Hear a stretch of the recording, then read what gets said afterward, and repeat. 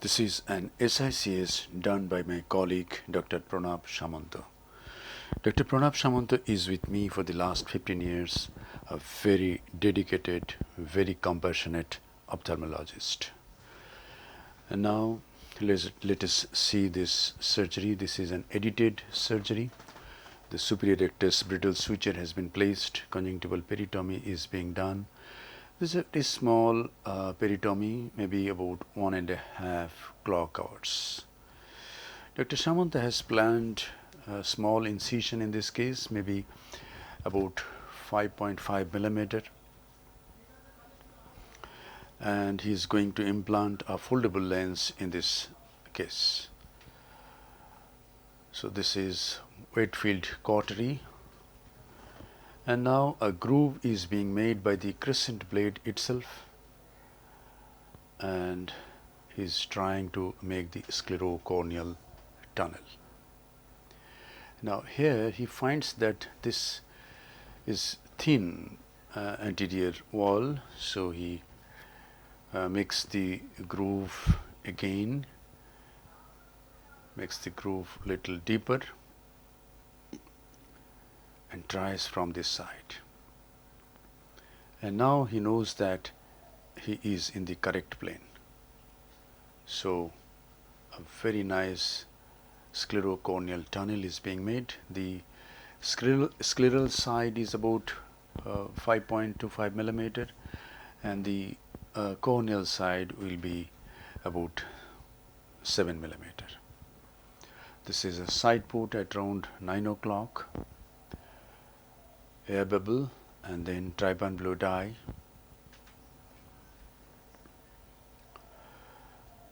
The dye should touch all parts of the anterior capsule, otherwise some parts of the anterior capsule may not be stained.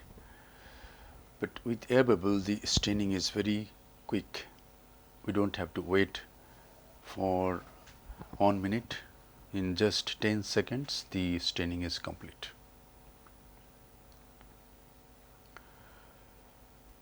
Visco is in the anterior chamber, and now he is entering into the anterior chamber with the keratome. Cutting is only when the forward movement is done.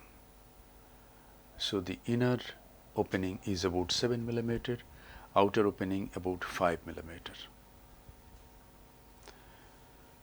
And now he is going to do capsulorhexis by the utrata forceps. He is making a conjunctival flap by the needle, 26 gauge bent needle. Now he takes the utrata forceps. With utrata forceps, since you hold the capsule, literally you are holding and moving, the control is much better than the needle, particularly when the anterior surface is convex, when the anterior surface is convex, particularly in intumescent cataracts. And now he is doing hydrodissection and the equator of the supratemporal aspect prolapses. Just a bit of dialing by the Sinskey hook, and the nucleus and the lens mass comes out of the capsular bag and occupies the anterior chamber. Some visco both in front to protect the corneal endothelium and some behind. And now here goes a irrigating vectus, and see what happens. Since the wound is small, the lens, the nucleus breaks at the wound, and he knew that this is going to happen. And now he turns the rest of the nucleus, pushes it into the anterior chamber again, and uses the irrigating vectus again, and it brings out. So when the wound is small, this is the way. The nucleus breaks up at the wound because the sclera is much tougher tissue than the nucleus. This technique has been extensively done by Dr. Sudhir Singh at Global Hospital Mount Abu, and he described this technique as intratunnel phaco fracture. Uh, I have no opinion about this technique. I have a feeling that this technique causes some stress of the wound, and I usually don't do this technique. But in this case, it appears that the wound is nicely opposed and there is no damage to the sclera. And now this is visco filling up the anterior chamber.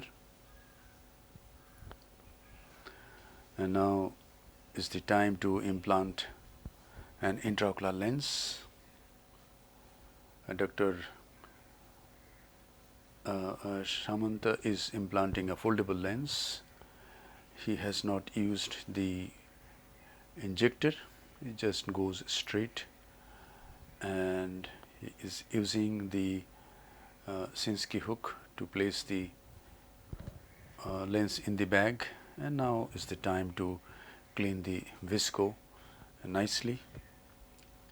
Is doing a meticulous cleaning of the visco from both behind and in front of the intraocular lens, that is the capsular bag as well as the anterior chamber is nicely cleaned, and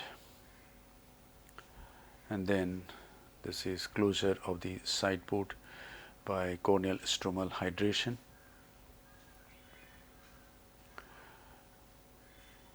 And now is the time to oppose the conjunctiva. This is a good technique. You just inject dexamethasone and gentamicin in the subconjunctival space. There is some chemosis, and the as you close the eyelids, the conjunctiva is opposed to the limbus. So thank you very much for your attention. Hope this video will give you some tips in SICS.